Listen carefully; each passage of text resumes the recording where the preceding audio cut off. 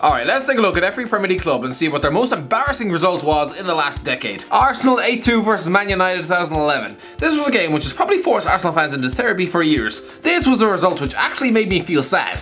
I'm not an Arsenal fan, but it was shameful to watch what was once a genuine title fight reduced to this. Watching two long-standing foes who provided us with thrilling clashes over the years, this was no way for it to peter out. 8-2 conceding 8 at Old Trafford. I'm not sure how those Arsenal fans could look anyone in the eye after that. This was probably the game where Robin van Persie finally gave up on his club. This was tragic. After a summer exodus, Arsenal were actually being forced to play the likes of Carl Jenkinson, Armand Traore, a teenage Francis Coquelin, Henry Lansbury. Was this some sort of sick joke? Their bench was a who's who of crossword puzzles. It was just pathetic. Aston Villa 8-0 versus Chelsea 2012. This had been a long time coming. The slow malaise of Aston Villa had begun in 2010 following the departure of Martin O'Neill on the eve of the season, where once they were regular 6th place finishes, teetering outside the Champions League. Now, the Villa fans were forced to face up to what they'd finally become, an abject joke not too far off relegation. Recently, just 3 places separated these sides after 38 games. Now, in December 2012, they were getting spanked by 8 goals, with even Fernando Torres scoring. No mercy from Chelsea. This was 2 days before Christmas, and yet still, the Blues were ensuring that half the Villa backline would no doubt be spending that day crying into their morning eggnog. Shay Given must have spent that game sitting on the bench,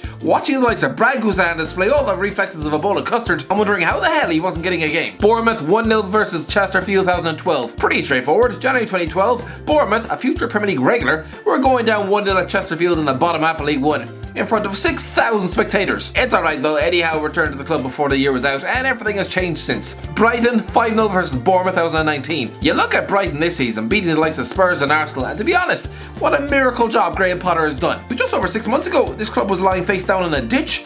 In April of this year, the Seagulls were in free fall, completely torn apart, ripped asunder, losing 5-0 home to Bournemouth, hovering just 1 place above the drop zone. Yeah, I could dig out an embarrassing result against a lower league team this decade, but to be honest, there's something a bit more humiliating about getting trounced in the top flight live on Match of the Day. Burnley 6-1 versus Man City 2010. It was April 2010 and Burnley were in a relegation dogfight. They were supposed to be fighting for their lives. They showed as much fight here as Jose Aldo did in 13 seconds against McGregor. They essentially just walked headfirst into a knockout punch. Yes, City had spent 2 transfer windows splashing the oil money, but still, this was far from the polished article. For Christ's sake, they still had Colo Touré at the back and a future convict on the wing. This was a Burnley team who'd rallied to beat Man United that season, the champions of England, and yet here they were, rolling over to find themselves 3-0 down after 7 minutes, 4-0 after 20. It was 5 before half time. Christ. Chelsea 4-2 versus Bradford 2015. You might say this was the first sign of trouble in Jose Mourinho's second Chelsea reign. It was January 2015 and he was forced to watch his side surrender a 2-goal lead over Bradford at home in the FA Cup 4th round, to lose 4-2 and crash out. He said it himself, it was a complete and utter disgrace. This was a strong Chelsea team, losing to a club 49 places below them in the league, who'd spent that season playing Port Vale and Gillingham, conceding to Nuno Moraes, a lad who'd been used as a dirty dish towel at Stamford Bridge. It was embarrassing. Can you imagine what Mourinho said to his players at full time? He probably wanted to drown half the squad in the bath. Crystal Palace 4-0 versus Sunderland 2017. Make no mistake about it, Sunderland under David Moyes were absolutely terrible. They were bottom of the league and only heading one way, and yet they still managed to turn with Crystal Palace in February 2017 and smash them for 4. This was as many away goals as Sunderland scored at their previous 9 trips on the road, and to make it all the worse for Palace, this was Jack Rodwell's first winning start for Sunderland in 38 goddamn attempts. Christ. Everton 5-1 versus Atalanta 2017. This was a complete and utter farce. A bit like this season, Everton had spent the summer of 2017 splashing the cash only to bomb spectacularly that season. Just like modern day, they just spent 3 months splashing out on utterly terrible footballers. Bankrolled by a wealthy billionaire, this is a club who had designs for Champions League football, and yet here they were getting utterly schooled in Europe's second tier tournament. Everton hadn't won any of their opening 4 games, and this one they essentially waved the white flag from minute 1 in front of a practically empty stadium. Atlanta are a decent team, but they should never be running out 5-1 winners at Goodison Park. Disgraceful. And Wayne Rooney probably spent that night wondering why on earth he'd bother returning to this mess of a club. Leicester 6-1 versus Tottenham 2017. Lads, a living memory, has a reigning Premier League champion ever been beaten 6-1 on their own turf the next season? Oh wait, yes they have. This was shameful. Leicester were the champions of England and there was no love lost between them and Spurs. Things that got heated between both sets of fans during the previous year's title run-in. There was that great debate about which centre forward should have been leading the line for England. Every Leicester fan who spent the year crowing over their Spurs counterparts was made to look an absolute mug. A 6-1 defeat in May 2017 at home, with Kane, a former Leicester City sub, helping himself to 4 goals.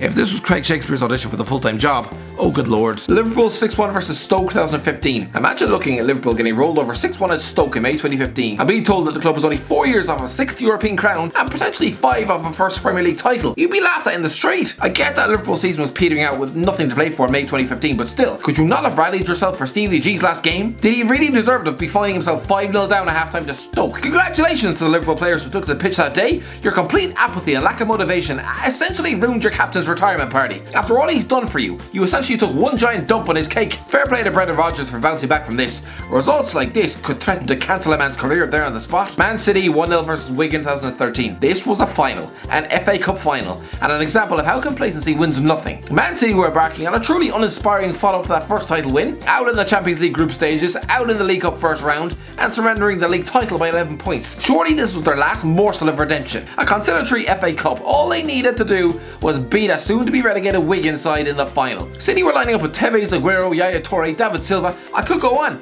And yet spent the game stuck in third gear, sleepwalking their way to a 1-0 defeat via a last-gasp Ben Watson header. Miracle win for Wigan, yes, but Roberto Mancini, this game essentially wrote your P45 for you. Man United 4-0 versus MK Dons 2014. Where do you even begin with this? One of the most embarrassing footnotes in Manchester United's history. This result was so heinous that it forced Louis van Gaal to sell half the team. Honestly, pretty much the entire starting 11 was transfer listed within 10 minutes of the full-time whistle. Yes, MK Dons had a hidden gem in midfield, but still, it was MK Dons. I know it was only the League Cup, but still, it was MK Dons. Newcastle 6-0 versus Liverpool 2013. There were a few results it could have gone for, like losing to Stevenage in 2011, but no, I'm choosing April 2013. Newcastle losing 6-0 at home to Liverpool. This was shameful. Let's not forget, less than a year earlier, Newcastle were finishing 13 points above the Reds. They were the team that was in Europe that season, not Liverpool. Newcastle versus Liverpool is a fixture that's produced some epic battles across the years. This was pathetic. The talk had just been surrounding how the hell Liverpool were actually going to be able to score without the banned Luis Suarez. This was the first home game after Newcastle's 3-0 derby defeat to Sunderland.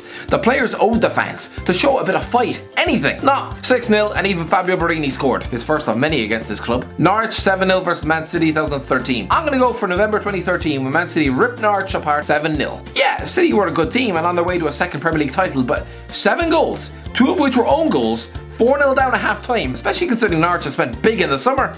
Pretty poor stuff. Sheffield United 3-1 versus Bury 2015. I'm not sure, but I'm guessing losing 3-1 home to a club just 4 years off going out of business wasn't exactly a bar of blast for the Blades. September 2015 and Sheffield United lose 3-1 home to Bury. Chris Wilder couldn't have come quick enough. Christ, it sounded like his wife. Southampton 9-0 versus Leicester 2019. Fair play to Ralph Hasenhüttl for doing his best to turn it around, because I can only imagine what the morale of a team who just shipped 9 goals at home must be like. Yes, Leicester are good this season and will do damage to most teams with 11 men, never mind 10, but still, 9-0 at home is a disgrace. I don't care who you're playing. Tottenham 7-2 versus Bayern Munich 2019. I could have gone for Spurs getting stuffed 6-0 at the Etihad or losing 5-0 home to Liverpool. Maybe watching Arsenal leapfrog them on the last day of the season as they conceded 5 and relegated Newcastle. All of these good candidates, but no, I'm going to go for this season. Tottenham 2, Bayern Munich 7. I'm sorry, Spurs were just 3 months out from a Champions League final, 1 game from being crowned Kings of Europe, and they end up conceding 7 goals at home in their brand spanking new stadium, watching a former Arsenal reserve score 4?